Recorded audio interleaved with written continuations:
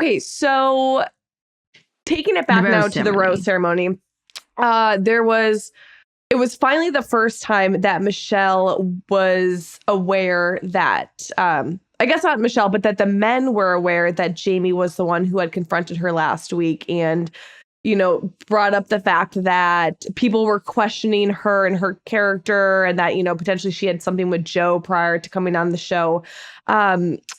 Were you surprised to find out that it was Jamie who told her? And I guess, what was that atmosphere like when Nate and some of the other men started to confront him about it? Mm-hmm. It was very intense. And Jamie, it was intense. It was kind of uncomfortable, honestly, because Jamie was just talking in circles and kind of dodging a lot of the questions. And he's very good at that. You'll see that very good at diverting the questions and changing it into something else. So it got to that point where we were just like, dude, you're just not answering what we're asking you. And he ended up walking away for a little bit, I think, to get a drink or something. But it got very intense and it was very uncomfortable.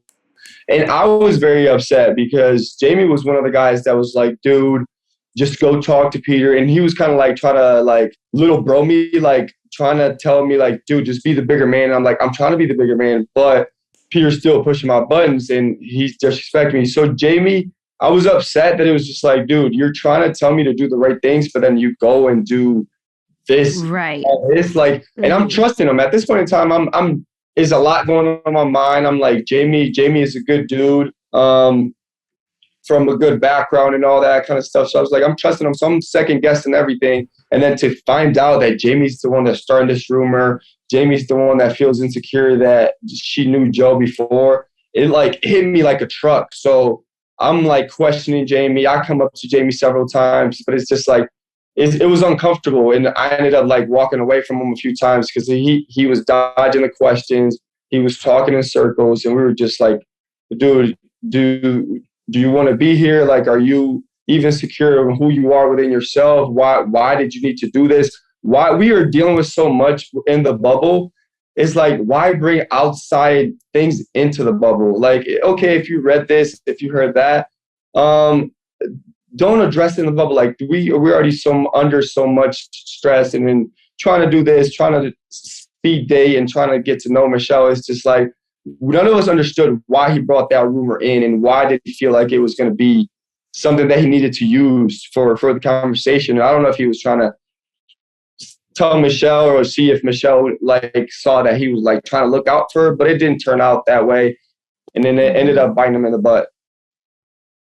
Yeah. How did it feel watching the episode back and then hearing what Jamie had to say about some of you and the guys, really putting you guys down? And to be honest, it is crazy. It is watching those episodes. That's not how Jamie talked in front of the guys. When he's he's one of the best guys there, and he feels like he has a leg up. He said something along those lines where he just felt like he was the best dude there. But during the whole group, when we're in the group setting, Jamie was one of the guys that was just yo, this is so great what we're gonna get to take away from this experience.